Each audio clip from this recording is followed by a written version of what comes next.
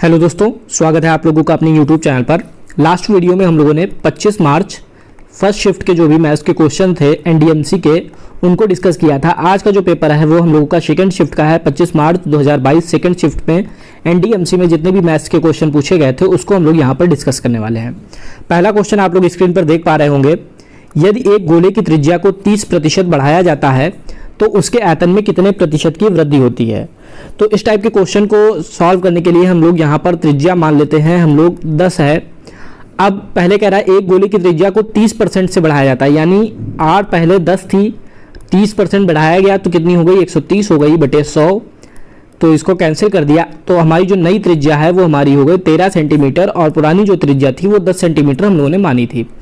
अब कह रहा है उसके आयतन में कितने प्रतिशत की वृद्धि होगी। तो आयतन में प्रतिशत वृद्धि निकालने के लिए क्या करेंगे, हम लोग पुराना आयतन निकालेंगे पहले। तो पुराना आयतन या आरंभिक आयतन जिसे हम लोग कह सकते हैं, तो आयतन का फार्मूला होता है 4/3 पाई आर क्यूब। तो आर हमारा 10 है, यानी 4/3 पाई 10 का क्यूब, या हम लोग कह सकते हैं 4/3 पाई इंटू 1000। तो ये हमारा हो गया प्रारंभिक आयतन या पहला आयतन, इसको हम लोग V1 लिख सकते हैं। नेक्स्ट नया आयतन, अब हम लोग लिख सकते हैं नया आयतन जो है हमारा, उसका भी फार्मूला सेम होगा 4/3 पाई, और आर की जगह हमारा हो जाएगा 13 सेंटीमीटर, क्योंकि जो हमारे बढ़ने के बाद जो त्रिज्या आई है वो 13 आई है, तो 13 का क्यूब हो जाएगा। और 13 का क्यूब जो हम लोगों का होता है वो 2197 होता है। आप लोगों को कम से कम 15 तक के क्यूब याद होने चाहिए, जिससे कि आप लोग एग्जाम में आसानी से जो छोटी छोटी कैलकुलेशन है उनको आसानी से कर लें। इसलिए 13 का जो क्यूब है वो आपको याद होना चाहिए, 2197 होता है। अब कह रहा है कि आयतन में कितने प्रतिशत की वृद्धि होगी, तो हम लोग यहाँ पे वृद्धि निकाल लेंगे, आयतन में वृद्धि। तो नया जो आयतन है वो हमारा 4/3 पाई और 2197 माइनस 4/3 पाई इंटू 1000।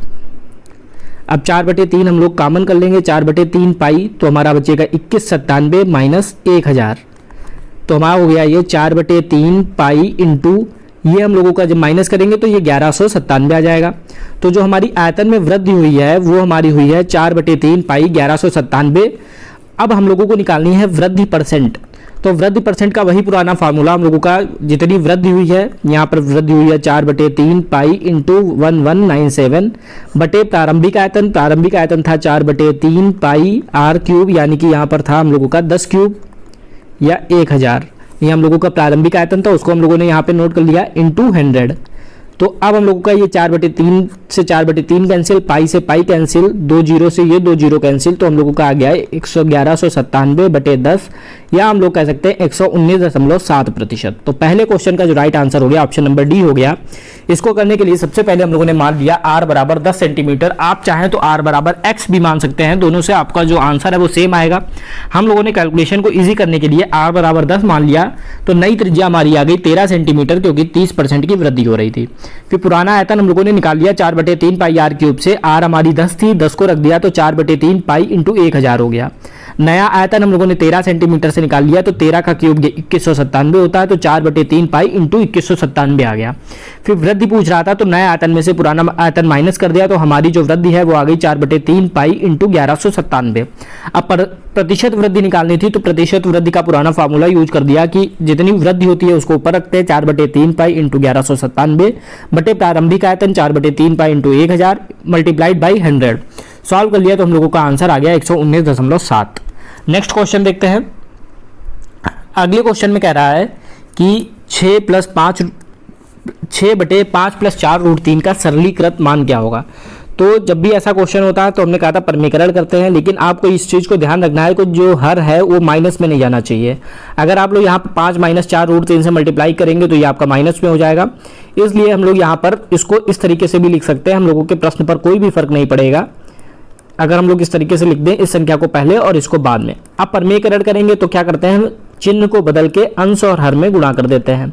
तो यहाँ पर हम लोगों ने 4√3 - 5 से मल्टीप्लाई कर दिया, तो ऊपर अब मल्टीप्लाई करेंगे तो ये हो गया हमारा 24√3 - 30, और नीचे हमारा ये a + b और इंटू a - b, यानी कि जो हमारा फार्मूला बन गया a² - b² का बन गया है वर्गांतर a + b into a - b।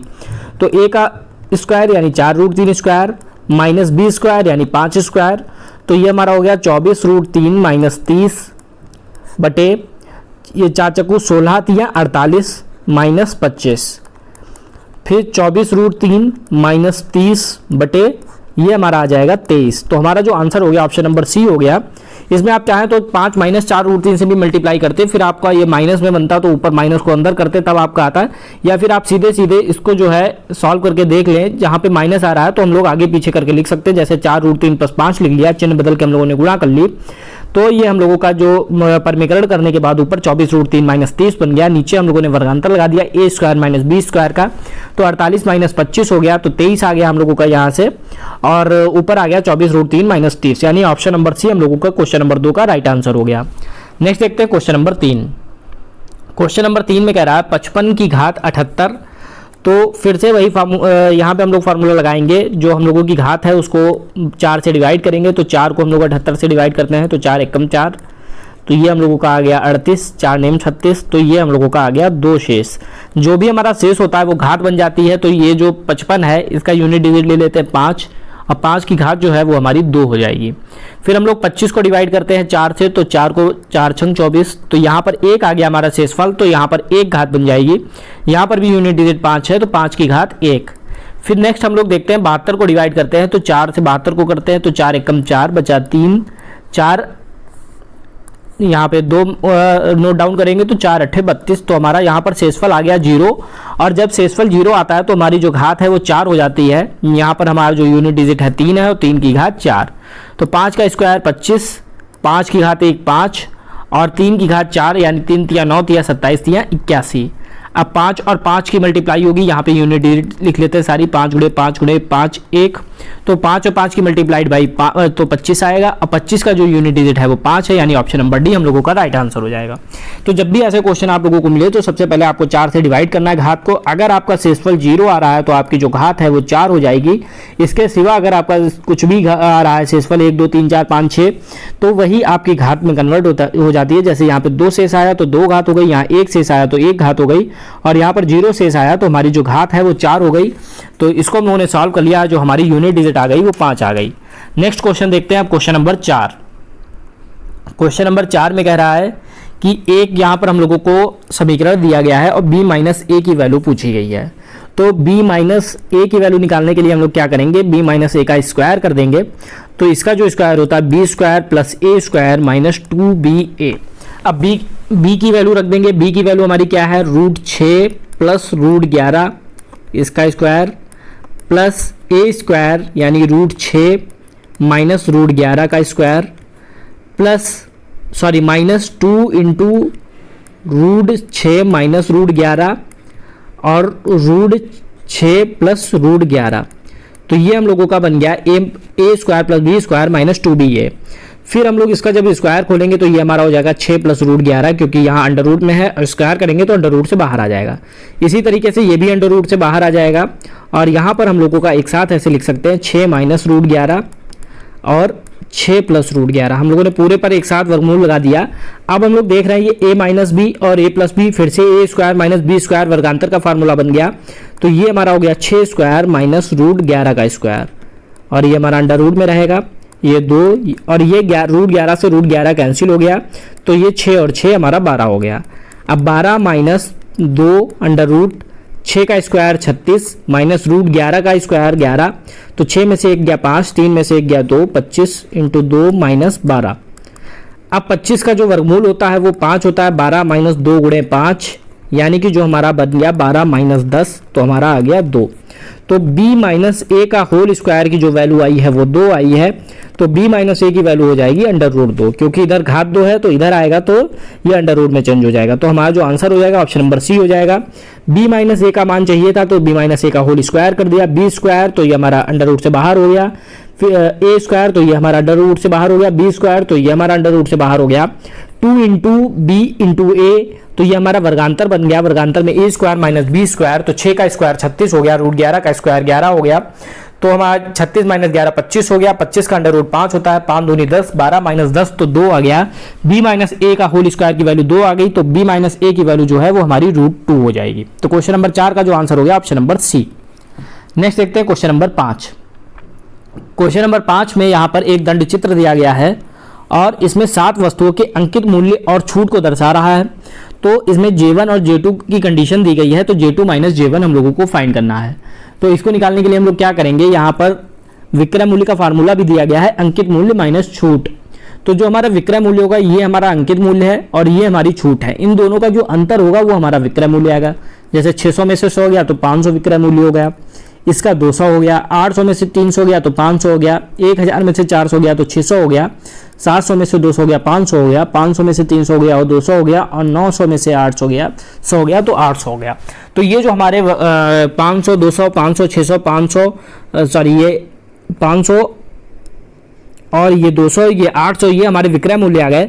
अब कहते हैं पी, क्यू, आर तथा एस का औसत विक्रय मूल्य। तो पी हमारा है 500, क्यू है हमारा 200, आर है हमारा 500 और एस हमारा है 600। और इनका औसत निकालना है तो कितने हैं, 1 2 3 4 है, यानी कि 4 से हम लोग डिवाइड कर देंगे तो ये हमारा हो जाएगा 5 2 7 5 12 6 1800/4। तो 1800/4 करेंगे तो ये हमारा आ जाएगा 450। तो J1 की वैल्यू हम लोगों को पता चल गई 450। अब J2 की वैल्यू हम लोग निकालेंगे सभी वस्तुओं के अंकित मूल्य और विक्रय मूल्य के बीच का कुल अंतर। तो विक्रय मूल्य हमारा कितना है 500, ये है 200 और ये 500, फिर 600, ये 500, ये 200, फिर 800, ये हमारे विक्रय मूल्य थे जो कि हम लोगों ने नोट डाउन कर लिए। इनको ऐड करेंगे तो 5 2 7 5 12 6 18 5 23 2 25 और 8 3300 आ जाएगा। तो विक्रय मूल्य जो हमारा आया है टोटल वो 3300 आया है। अब इसी तरीके से हम लोग जो है अंकित मूल्य निकाल लेंगे। तो अंकित मूल्य हमारा था 600, फिर हमारा नेक्स्ट 400, फिर नेक्स्ट है 800, फिर 1000 और फिर 700 और फिर 500, उसके बाद फिर हमारा है 900 और इनको हम लोग ऐड कर देंगे तो 6 4 10 8 18 10 28 7 35 और 5 40 9 4900। तो ये हमारा हो जाएगा 4900। अब विक्रय मूल्य हमारा 3300 है और ये जो हमारा अंकित मूल्य आया है ये 4900 आया है। और J2 कह रहा है इन दोनों का अंतर, यानी 4900 माइनस 3300। तो हमारा ये माइनस करेंगे तो ये 0 0, ये 6 1600। तो ये हम लोगों का जो अंतर है J2 की जो वैल्यू आ गई वो 1600 आ गई है। अब हम लोगों से क्वेश्चन में J2 माइनस J1 कह रहा है, यानी कि J2 है हमारा 1600 और J1 हमारा आया है 450। इनको माइनस कर देंगे तो ये हम लोगों का हो जाएगा 1150, जो कि हमारा आंसर हो जाएगा ऑप्शन नंबर सी। तो सिंपल क्वेश्चन था, केवल आपको कैलकुलेशन करनी थी। सबसे पहले हम लोगों को यहाँ पे विक्रय मूल्य निकालना था। तो अंकित मूल्य हमारा था 600, छूट हमारी थी 100, तो हमारा विक्रय मूल्य आ गया 500। इसी तरीके से 400 में से 200 हो गया 200, 800 में से 300 गया 500, इसी तरीके से ये 600, ये 500, ये 200 और ये 800 आ गया। तो अब P, Q, R और S का विक्रय मूल्य का औसत कह रहा था। तो P 500, 200, 500 और 600 को ऐड किया, 4 से डिवाइड कर दिया तो हमारा औसत आ गया 450, जो कि हमारी वैल्यू थी J1 की। फिर हम लोगों ने क्या किया, यहाँ पर हम लोगों को J2 में सभी 7 वस्तुओं के अंकित मूल्य और विक्रय मूल्य का कुल अंतर चाहिए था। तो विक्रय मूल्य ये हम लोगों ने निकाल रखे थे, इनको हम लोगों ने ऐड कर दिया तो हमारा ऐड आया 3300। अंकित मूल्य ये हम लोगों को दे रखे थे 600, 400, 800, 1000, तो इनको हम लोगों ने नोट डाउन कर लिया और इनका जो टोटल आया वो हमारा 4900 आया। J2 कह रहा था इन दोनों का अंतर, यानी 4900 माइनस 3300, तो J2 की वैल्यू हमारी आ गई 1600। अब J2 माइनस J1 निकालना था, इसलिए 1600 माइनस 450 कर दिया, हमारा जो आंसर आ गया 1150 आ गया, ऑप्शन नंबर सी। नेक्स्ट देखते हैं क्वेश्चन नंबर 6। क्वेश्चन नंबर 6 में कह रहा है 90 रुपए प्रति किलोग्राम वाली चाय को 120 रुपए प्रति किलोग्राम वाली चाय के साथ किस अनुपात में मिलाया जाए जिससे इस मिश्रण को 132 रुपए प्रति किलोग्राम पर बेचने पर 20% का लाभ हो। तो हम लोग मान लेते हैं कि इसको x अनुपात y के अनुपात में मिलाया जाए। तो x अनुपात y के अनुपात में मिलाया जाएगा तो 90 रुपए वाली जो है वो x किलो है, यानी इसका जो मूल्य हो जाएगा वो 90x हो जाएगा। और 120 वाली y है तो ये इसका जो मूल्य हो जाएगा 120 y। तो हमारा जो टोटल जो मूल्य हो जाएगा वो हमारा हो जाएगा 90x प्लस 120y। और इधर से हम लोग देखते हैं, अब कह रहा है कि किस अनुपात में मिलाया जाए जिससे इस मिश्रण को 132 रुपए प्रति किलोग्राम में बेचने पर 20% का लाभ हो। यानी टोटल जो हमारा था x ये थी और y थे ये थी, और इनको कितने में बेचा जा रहा है 132 में बेचा जा रहा है। तो लाभ कितना हो रहा है 20% का लाभ हो रहा है। तो हम लोग इस पर लाभ निकाल देंगे 20%, यानी 100 प्लस 20/100। तो ये हम लोगों का इधर से ये आ गया। सबसे पहले हम लोगों ने यहाँ पे मान लिया अनुपात जो था x अनुपात y था। फिर हम लोगों ने 90 रुपए का था, 90 रुपए प्रति किलोग्राम थी तो हम लोगों ने मान लिया ये 90x हो गई। ये 120 रुपए में थी तो ये 120y हो गई। अब टोटल जो हमारी थी वो x अनुपात y यानी x प्लस वाई थी टोटल जो था। अब इसको बेचा जा रहा है 132 में, तो इसमें 132 से मल्टीप्लाई कर दिया, तो लाभ हमारा हो रहा है 20% का।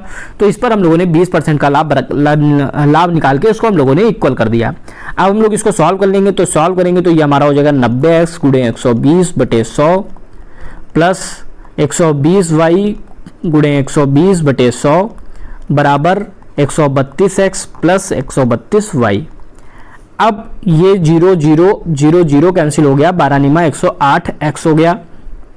इसकी को मल्टीप्लाई की तो ये 0 0 कैंसिल हो गया, 0 0 कैंसिल हो गया, ये आ गया 144, 12 बराबर 144y बराबर 132x प्लस 132y।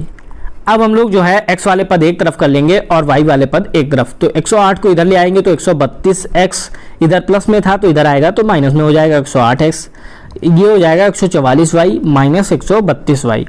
माइनस करेंगे तो ये हमारा हो जाएगा 24x और ये हमारा हो जाएगा 12y।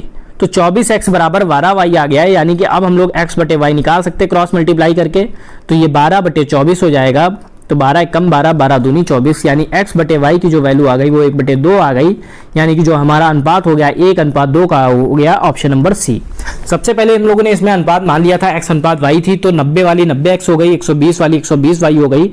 इस पर लास्ट में हमें 20% का लाभ हो रहा था तो 20% का लाभ निकाल दिया। जो दोनों का मिश्रण है यानी x प्लस वाई को 132 में बेचा जा रहा है, तो हम लोगों ने इक्वल करके कैलकुलेशन कर लिया, तो हमारा x बटे वाई बराबर 1/2 आ गया, यानी कि 1:2 में मिलाया जाना चाहिए, ऑप्शन नंबर सी। नेक्स्ट देखते हैं क्वेश्चन नंबर 7।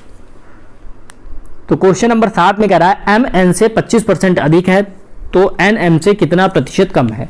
इसको सॉल्व करने के लिए भी हम लोग वही काम करेंगे कि हम लोग मान लेते हैं, कह रहा है m n से 25% अधिक है, तो n का अगर हम लोग मान ले 100 है और m 25 अधिक है यानी 100 गुणे 125/100, तो m की जो वैल्यू हो जाएगी वो 125 हो जाएगी। अब m की वैल्यू हम लोगों को पता चल गई, n की वैल्यू पता चल गई। अब कह रहा है n m से कितना कम है, तो n जो कम है कितना कम है, 25 कम है। किससे कम है, m से कम है, तो कितना, m की वैल्यू 125 गुणे 100, 25 पंचे 125, ये 20, यानी कि 20% हमारा जो आंसर हो जाएगा ऑप्शन नंबर ए। तो सबसे पहले हम लोगों ने m की वैल्यू निकाल ली, n की वैल्यू निकाल ली। अब कितना कम है हम लोगों ने निकाल लिया, 25 कम है। किससे कम है, तो m से कम है, m की वैल्यू 125 थी, 100 से मल्टीप्लाई कर दिया, हमारा 20% आंसर आ गया ऑप्शन नंबर ए। इसको आप लोग x मान के भी लगा सकते हैं, लेकिन इजी आप लोगों के लिए यही पड़ेगा कि आप लोग 100 वैल्यू मान लो तो इसका m की वैल्यू निकाल लेंगे, फिर आप लोग कमी निकाल सकते हैं। नेक्स्ट जो क्वेश्चन है क्वेश्चन नंबर 8। क्वेश्चन नंबर 8 में कह रहा है कि एक साइकिल के पहिए का व्यास 4.2 सेंटीमीटर है। एक साइकिल चालक 23.1 किलोमीटर प्रति घंटा की गति से गंतव्य तक पहुंचने के लिए 90 मिनट लेता है। यात्रा के दौरान पहिया कितने चक्कर लगाएगा। तो सबसे पहले ये सेंटीमीटर में है, ये किलोमीटर प्रति घंटा में है, ये मिनट में है, सारी वैल्यूज को हमें एक ही यूनिट में चेंज करना होगा। तो ये व्यास हम लोगों को दिया गया है 4.2, तो त्रिज्या हमारी हो जाएगी 4.2/1 यानी 2.1 सेंटीमीटर। जब त्रिज्या हमारी 2.1 सेंटीमीटर हो जाएगी, इसको हम लोग बदल लेंगे किलोमीटर में। तो सबसे पहले सेंटीमीटर से मीटर में बदलने के लिए 100 से डिवाइड करेंगे, फिर ये हमारा मीटर में हो गया, 1 मीटर में 1000 किलोमीटर होते हैं, तो 1/1000 किलोमीटर होते हैं, तो 1000 से भाग करेंगे, तो हमारा जो टोटल वैल्यू आ गई 1/5 बार 0, तो ये हमारा किलोमीटर में चेंज हो गया। अब आगे कह रहा है कि ये किलोमीटर प्रति घंटा में है और ये हमारा जो समय है t बराबर 90 मिनट, इसको घंटों में चेंज करने के लिए 60 से डिवाइड कर देंगे, तो 3 तिया 9 3 दूनी 6 यानी कि 3/2 घंटे हो जाएगा। अब हमारी जो वैल्यूज हैं सारी एक यूनिट में हो गई। अब कह रहा है एक पहिए जो साइकिल है कितने पहिए, जो यात्रा के दौरान पहिया कितने चक्कर लगाएगा। तो अगर चक्कर की बात की जाए तो इस तरीके से चक्कर लगाएगा और एक चक्कर में जो है पूरा जो वृत्त है वो पूरा बन जाएगा, यानी कि जो वृत्त की परिधि है वो हमारा बन जाएगी।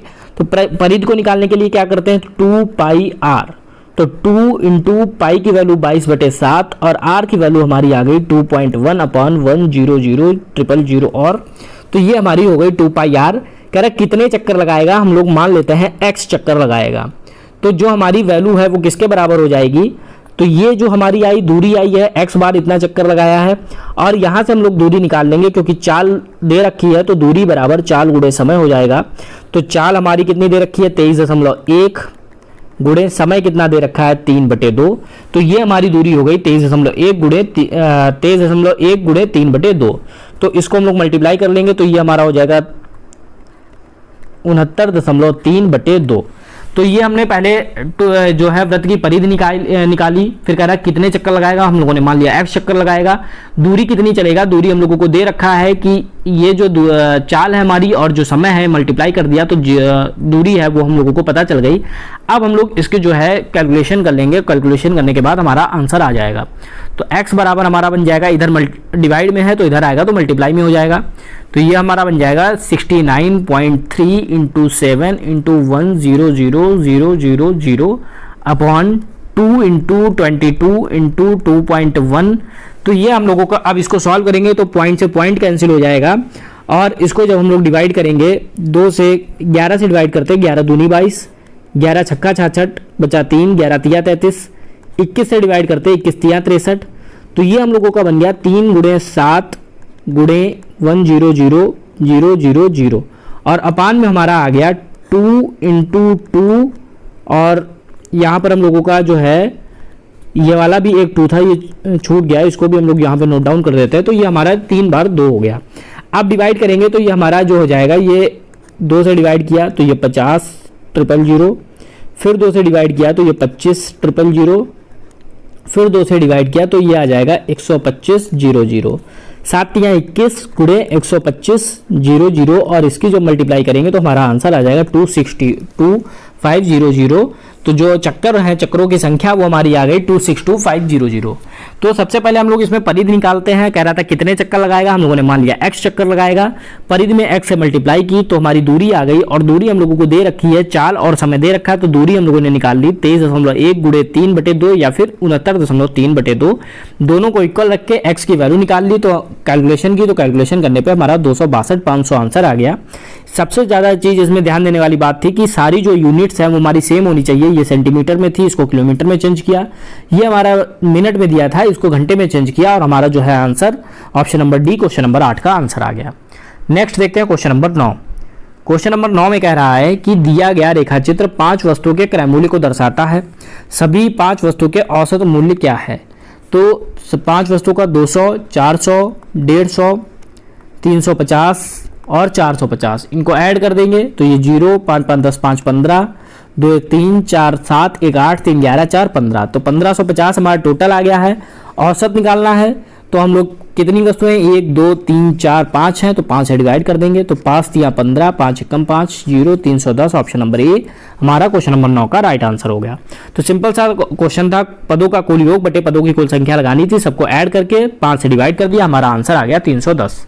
नेक्स्ट देखते हैं क्वेश्चन नंबर 10। क्वेश्चन नंबर 10 में कह रहा है 9 से पूर्णतः विभाजित होने के लिए। तो 9 से पूर्णतः विभाजित होने के लिए बताया था कि जो भी हमारी संख्या है उसके सारे डिजिट 9 से डिवाइड होने चाहिए। सारे डिजिट्स का योग जो है इस तरीके से, इसका जो योग आएगा वो माना 9 से डिवाइड होना चाहिए। तो 8 5 13 7 20 2 22, अब 22 प्लस y, अब y की ऐसी संख्या रखनी चाहिए कि जो हमारा 9 से डिवाइड हो जाए। तो सबसे पहला ऑप्शन अगर हम लोग रखेंगे तो 26 आएगा, जो कि 9 से डिवाइड नहीं होता है। सेकंड ऑप्शन हम लोग रखेंगे तो 27 आएगा, जो कि 9 से डिवाइड हो जाता है। यानी कि जो हमारा y की वैल्यू होगी वो 5 होगी, तो y का जो मान हो जाएगा 5, और हमारी जो संख्या हो जाएगी 5 8 7 2 5। ये जो संख्या है वो 9 से पूर्णतः विभाजित हो जाएगी। नेक्स्ट देखते हैं क्वेश्चन नंबर 11। क्वेश्चन नंबर 11 में कह रहा है कि एक राशि पर 2 वर्ष का साधारण ब्याज 288 रुपये है। तो ब्याज बराबर मूलधन गुणे दर गुणे समय बटे 100 फार्मूला होता है। ब्याज हमारा है 288, मूलधन है हमारा 2400, दर हम लोगों को दे नहीं रखी तो r मान लेते हैं, और समय हमें दे रखा है 2 वर्ष बटे 100। 0 से 0 कैंसिल, तो हमारा आ जाएगा r बराबर 288 बटे 24 गुणे 2। 12 से डिवाइड कर देते, 12 दूनी 24, 12 दूनी 24 बचे 4, 12 चौको 48, 2 से 12, 2 से कैंसिल किया तो 6 आ गया, यानी r बराबर 6% आ गया। सिंपल सा क्वेश्चन था, केवल आपको फार्मूला लगाना था, ब्याज बराबर मूलधन गुणे दर गुणे समय बटे 100। दर हमें निकालनी थी तो दर को हम लोगों ने r मान लिया, बाकी सारी वैल्यूज को पुट करके हम लोगों ने कैलकुलेशन कर ली, r का मान आ गया 6%। नेक्स्ट देखते हैं क्वेश्चन नंबर 12। क्वेश्चन नंबर 12 में कह रहा है एक वर्ग का विकर्ण 26√2 सेंटीमीटर है। तो वर्ग का जो विकर्ण का फार्मूला होता है वो हमारा होता है भुजा √2 बराबर विकर्ण। तो भुजा को हम लोग मान लेते हैं a√2 बराबर विकर्ण हमें दिया है 26√2। तो 26√2, √2 से √2 कैंसिल, तो a बराबर आ गया हमारा 26 सेंटीमीटर। तो वर्ग की भुजा हमारी आ गई 26 सेंटीमीटर। वर्ग का क्षेत्रफल यानी एरिया पूछ रहा है, तो वर्ग का क्षेत्रफल होता है भुजा स्क्वायर। तो भुजा हम लोगों को पता चल गई 26, यानी 26 का स्क्वायर, और 26 का स्क्वायर होता है 676 सेंटीमीटर स्क्वायर। तो हमारा जो वर्ग का क्षेत्रफल है वो 676 centimetre square, option number A सही हो जाएगा। तो वर्ग का विकर्ण जो होता है भुजा रूट 2 होता है। भुजा रूट 2 हम लोगों ने फार्मूला लगा दिया, तो हम लोगों को भुजा पता चल गई 26 सेंटीमीटर। एरिया निकालना था, तो एरिया जो होता है भुजा का स्क्वायर होता है, तो 26 का स्क्वायर हो गया, और 26 का स्क्वायर 676 होता है, यानी जो हमारा आंसर हो गया ऑप्शन नंबर ए। नेक्स्ट देखते हैं क्वेश्चन नंबर 13। क्वेश्चन नंबर 13 में कह रहा है एक ठोस बेलन को पिघलाकर ठोस शंकु बनाए गए हैं और बेलन की त्रिज्या शंकु की त्रिज्या की 2 गुना है। बेलन की ऊंचाई शंकु की ऊंचाई की 5 गुना है।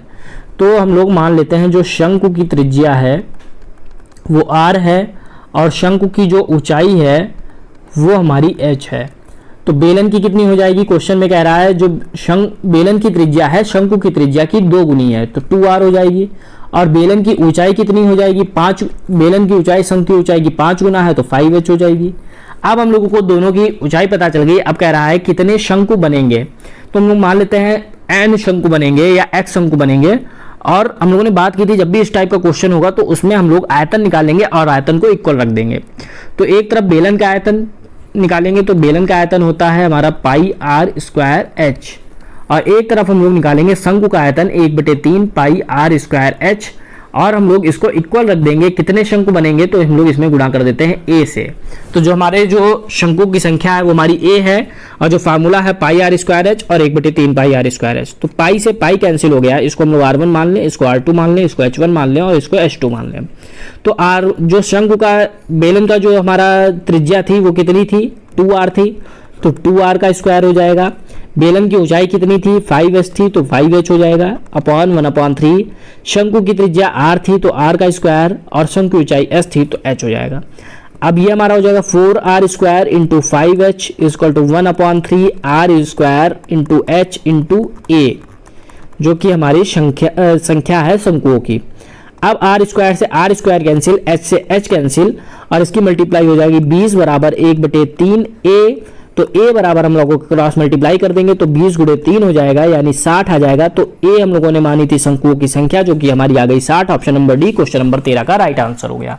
तो सिंपल सा क्वेश्चन था। इसमें हम लोगों ने बात की थी कि जब भी किसी चीज से पिघलाकर कोई और चीज बनाई जाएगी तो वहां पर हम लोग दोनों वस्तुओं का आयतन निकाल के बराबर कर देंगे, और जो चीज बनाई जा रही है कितने शंकु बनेंगे, जैसे यहाँ पे पूछा गया था, तो हम लोगों ने मान लिया a शंकु बनेंगे। तो इसको आप लोगों को मानना है और दोनों को आप लोगों को आयतन बराबर कर देना है। और शंकु की त्रिज्या की 2 गुनी बेलन की त्रिज्या थी, तो बेलन की 2r हो गई, और बेलन की ऊंचाई शंकु की 5 गुनी थी, तो बेलन की 5h हो गई। सारी वैल्यूज को पुट करके हम लोगों ने कैलकुलेट कर लिया कि हमारा जो शंकुओं की संख्या है वो 60 होगी। नेक्स्ट देखते हैं क्वेश्चन नंबर 14। क्वेश्चन नंबर 14 में कह रहा है कि एक बाइक की गति 39.6 किलोमीटर प्रति घंटा है। 330 मीटर की दूरी को तय करने में बाइक कितना समय लेगी। तो ये हमारा किलोमीटर प्रति घंटा में है, ये हमारा मीटर में है। फिर वही चीज़ है कि हम इसको सबसे पहले मीटर प्रति सेकंड में चेंज करेंगे। तो हम लोग कई बार बात कर चुके हैं कि किलोमीटर प्रति घंटा से मीटर प्रति सेकंड में चेंज करने के लिए 5/18 से मल्टीप्लाई करते हैं। अब इसमें दशमलव है, दशमलव को हटाएंगे तो एक जीरो नीचे बढ़ जाएगा।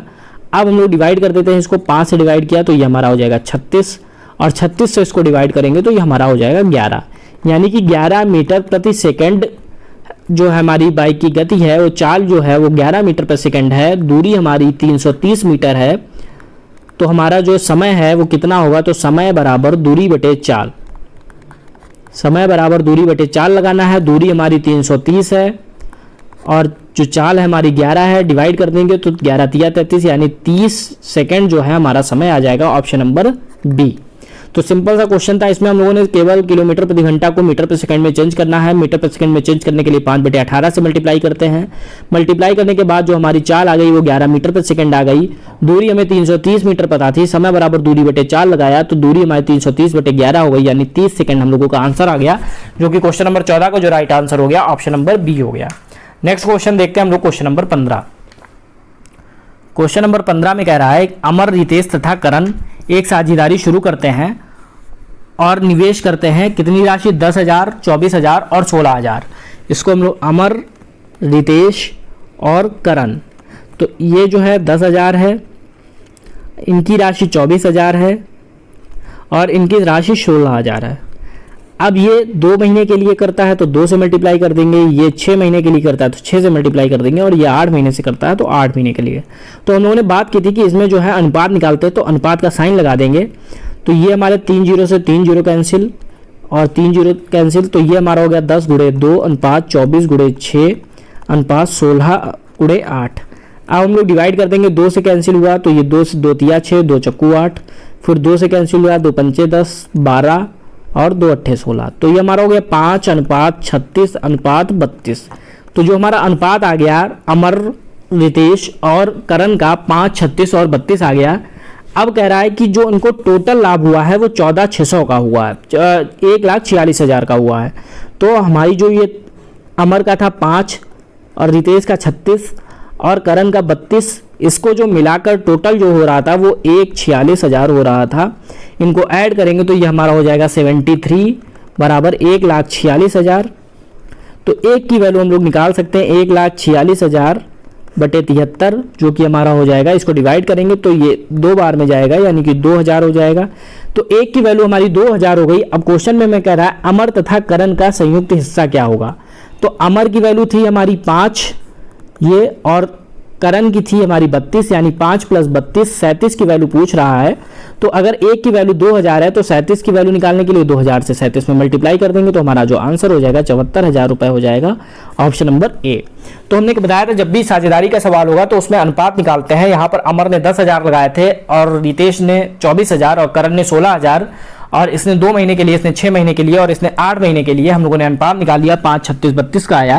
कह रहा कुल लाभ जो है 1,46,000 का हो रहा है, यानी 5, 36 और 32 की वैल्यू जो है 1,46,000 है। तो टोटल 73 की वैल्यू 1,46,000 हो गई। तो एक की वैल्यू हम लोगों ने निकाली 2,000। अब किसी का भी पूछेगा उसकी हम लोग निकाल सकते हैं। अमर की पूछता तो 5 से मल्टीप्लाई, रितेश की पूछता 36 से और करण की पूछता 32 से। संयुक्त रूप से अमर और करण की पूछ रहा था तो 5 और 32 को हम लोगों ने ऐड किया, 37 हो गया। तो एक की वैल्यू अगर 2,000 थी तो 37 की वैल्यू निकालने के लिए 2,000 से मल्टीप्लाई कर दिया, हम लोगों का आंसर आ गया 74,000। नेक्स्ट देखते हैं क्वेश्चन नंबर 16। क्वेश्चन नंबर 16 में हम लोगों को एक तालिका दी गई है और इसमें जो हम लोगों को दिया गया है P द्वारा बेची गई कार की संख्या। ये लिखा गया P द्वारा बेची गई कार C1 की संख्या Q द्वारा बेची गई कार C1 की संख्या का 160% है। ये इसमें हमें बताना है स्टेटमेंट फर्स्ट, सेकंड, थर्ड सही है या नहीं सही है। तो P के द्वारा C1 की संख्या है यानी 40, ये हम लोगों को यहाँ पर दिया गया है। Q द्वारा बेची गई C1 की संख्या यानी 25। 160% निकालने के लिए हम लोग 100 से मल्टीप्लाई कर देंगे परसेंट निकालने के लिए, तो 25 चक्कू 100 यानी 160% आ गया। यानी हमारा जो स्टेटमेंट फर्स्ट है बिल्कुल सही है। सेकंड स्टेटमेंट कह रहा है R द्वारा बेची गई कार C3, C4, C5 की औसत संख्या 65 है।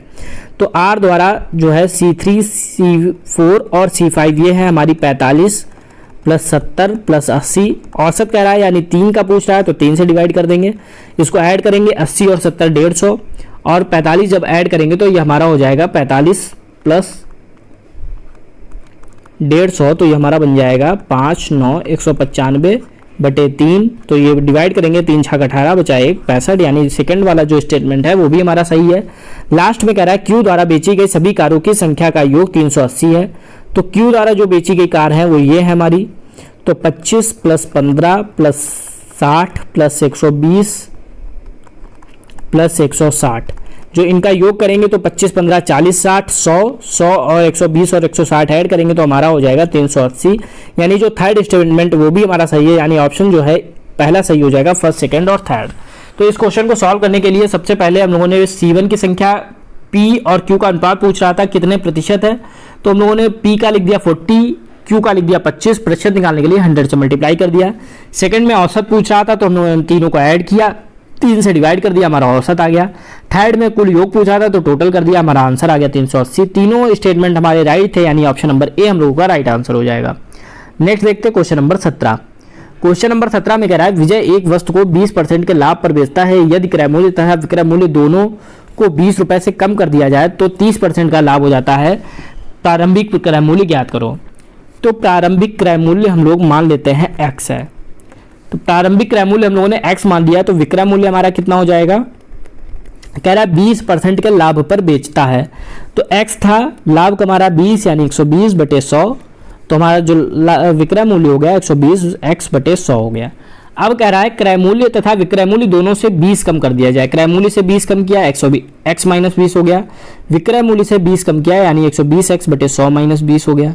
तो अब ये हमारा 20 दोनों से 20 कम करने के बाद कह रहा है कि तब लाभ 30% का हो जाता है, यानी जो हमारी वैल्यू थी x माइनस 20 इस पर हमें लाभ मिल जाएगा कितना 30% का, यानी 130 बटे 100 से मल्टीप्लाई कर देंगे तो ये बराबर किसके हो जाएगा 120x बटे 100 माइनस 20 के। अब हम लोग इसको मल्टीप्लाई कर लेंगे तो ये हमारा हो जाएगा 130x बटे 100 माइनस 13 दूनी 26 100 बटे 100 बराबर 120x बटे 100 माइनस 20। तो इसको सॉल्व कर लेंगे तो ये हमारा हो जाएगा, यहाँ पर इसको इधर पक्षांतर कर देंगे और इसको इधर पक्षांतर कर देंगे तो ये हमारा 0 से 0 कैंसिल, ये 130x बटे 100 माइनस 120x बटे 100 बराबर इधर माइनस 26 था तो इधर आएगा प्लस 26 माइनस 20 माइनस करेंगे तो ये 10x बटे 100 हो जाएगा बराबर 6। 0 से 0 कैंसिल तो x बटे 10 बराबर 6, यानी x बराबर 6 गुणे 10 तो 6 गुणे 10 होता है 60, यानी कि जो क्रय मूल्य था हमारा प्रारंभिक x वो 60 रुपए था, ऑप्शन नंबर सी। तो सबसे पहले हम लोगों ने क्रय मूल्य माना, फिर 20% का लाभ हो रहा था यानी x पर 20% का लाभ किया तो हमारा 120x बटे 100 हमारा विक्रय मूल्य आ गया। अब कह रहा है दोनों में 20 रुपए कम कर दिया जाए यानी x माइनस 20 हो जाए और 120x बटे 100 माइनस 20 हो जाए तो जो लाभ है वो 30% हो जाता है। तो हमारा x माइनस 20 पर लाभ हमारा 130 बटे 100 हो गया और हमारा विक्रय मूल्य था 120x बटे 100 माइनस 20। दोनों को इक्वल करके कैलकुलेशन कर ली, हमारा 60 आ गया जो कि हमारा ऑप्शन नंबर सी से मैच हो गया, तो ऑप्शन सी हमारा राइट आंसर हो गया। नेक्स्ट क्वेश्चन, अगले क्वेश्चन में कह रहा है कि P तथा Q मिलकर एक कार्य को 10 दिनों में पूरा कर सकते हैं। तो यहाँ पर हम लोग लिख लेते हैं P प्लस Q जो है वो 10 दिन में पूरा कर सकते हैं यानी कि 1 बटे 10 हो गया। Q प्लस R उसी कार्य को 15 दिन में कर सकते हैं तो Q प्लस R बराबर 1 बटे 15 हो गया। P Q R तीनों मिलकर काम करते हैं और तो यही काम 7.5 दिन में पूरा हो जाता है, यानी P plus Q plus R जो है वो 7.5 दिन में करते हैं तो 1 बटे 7.5 इसकी वैल्यू हो गई। अब कह रहा है P तथा R मिलकर उसी काम को कितने दिनों में पूरा करेंगे। तो हमें P की वैल्यू चाहिए है और R की वैल्यू चाहिए है, तो इसके लिए क्या करेंगे, एक बार Q प्लस R की वैल्यू यहाँ पर अगर रख दें तो P की वैल्यू पता चल जाएगी। तो यहाँ पे हम लोग लिख देते हैं P plus Q plus R बराबर 1 बटे 7.5 है और Q प्लस R की वैल्यू 1 बटे 15 है। अगर इसकी वैल्यू हम लोग रख दें तो P की वैल्यू हम लोग यहाँ से आसानी से निकाल सकते हैं। तो P की वैल्यू हो जाएगी हमारी 1/7.5 माइनस 1/15, पॉइंट हटाएंगे तो 10 बढ़ जाएगा और 5 से डिवाइड कर देंगे, 5 दूनी 10, 15 पना 75, तो ये हमारा हो जाएगा 1 बटे 15, यानी P की जो वैल्यू आ गई 1 बटे 15 आ गई।